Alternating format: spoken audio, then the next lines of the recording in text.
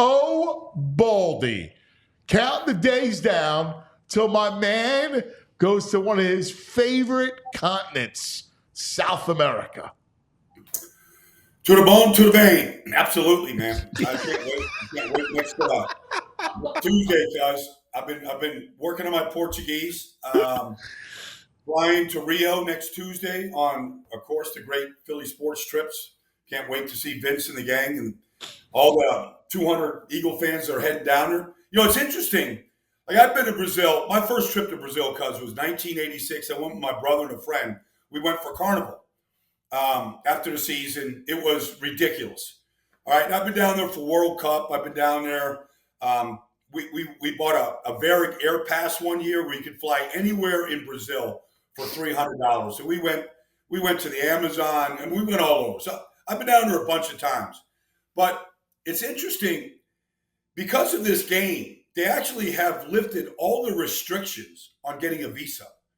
So you always needed a visa to go to Brazil. I was there for the World Cup in 2014. You had to get your visa. You know, they lifted all the restrictions so NFL fans can actually go down there without having to go through the visa process. Wow, that's wild. What's the give some Eagle fans some tips, right? Like, you know, what's the best way to do Brazil? Well, they're all flying into Rio de Janeiro. They're staying in Ipanema, the Hotel National, which is a great spot. Ipanema Beach, Copacabana Beach, some of the legendary places.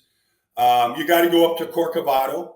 You know, the statue that the French built. The French built all the statues in this world, Statue of Liberty. But the Corcovado statue up there, they light it up at night. You can see it from everywhere, the cross. But you can see it's a magnificent view of Rio and all the way that it's built in and around all these mountaintops. One of those mountaintops is Corcovado. You got to take one of those express lifts to go to the top of Corcovado and see it. So amazing views. And then they're going to Sao Paulo. They're staying on a lake outside the city. It's just a massive, massive city. It's probably, if you encompass all the surrounding areas to Sao Paulo, it's probably 25 million people. It's just a massive city. And then look, you go to any sporting event in Brazil, it is a wild, raucous atmosphere. Like, it's going to feel like Mardi Gras, a concert, and a Saturday night SEC football game. It's going to have, like, combine all those elements. Wow, man. I can only imagine it, that whole thing. What's your favorite, your favorite fare?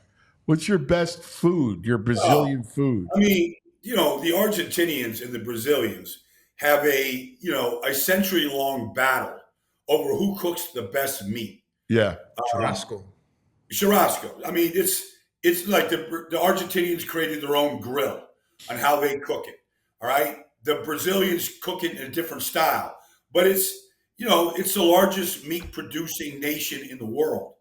So you go to a churrascaria, it's the original meat house, all the trimmings and all that stuff.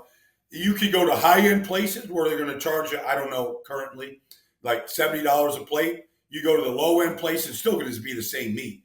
You can probably get it for $15, a plate. But regardless, you gotta pay your respects to the best meat-producing country in the world.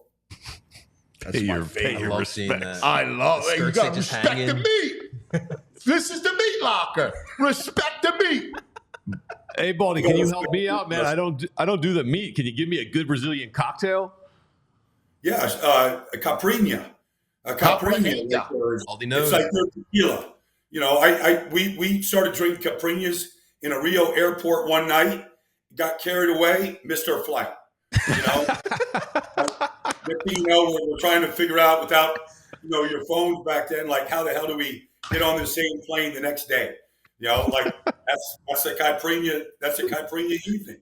Makes sense. Well, I love that drink. That's Brazilian fire water, right? And the sugar cane with mint and lime.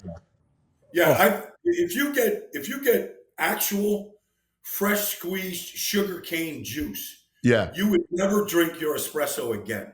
Yeah. There's nothing that has an instantaneous kick like sugarcane, fresh squeezed sugarcane. Yeah. Nothing compares. Yeah. Like, Oh man. you won't blink. You won't even blink for an hour. Like you just like this. Baldy, Yeah, você, like that. Baldy, você fala português? Fala português. Yeah, tudo bem. I'm the legend. Would you ask if you got how much do you speak Portuguese? Yeah. No, but like there's certain words and phrases like po.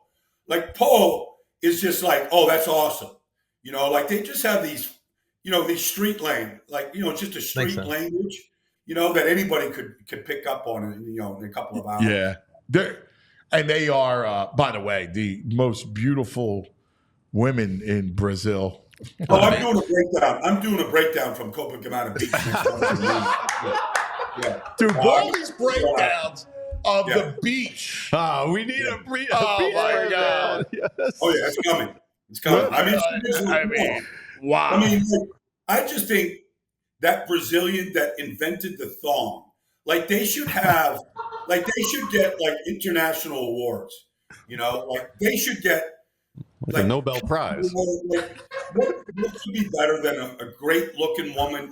It's the home. It's the home of the thong. Well, the debate, Baldy will, he'll have his Brazilians, and I'll talk about dude, my I hear you. Baldy's at the groundbreaking of the Thong Museum in Brazil. Man. There's nothing better. Yes, let's get that started. Yeah. Oh, this is awesome. Nothing better, man. We all silly like the mayor.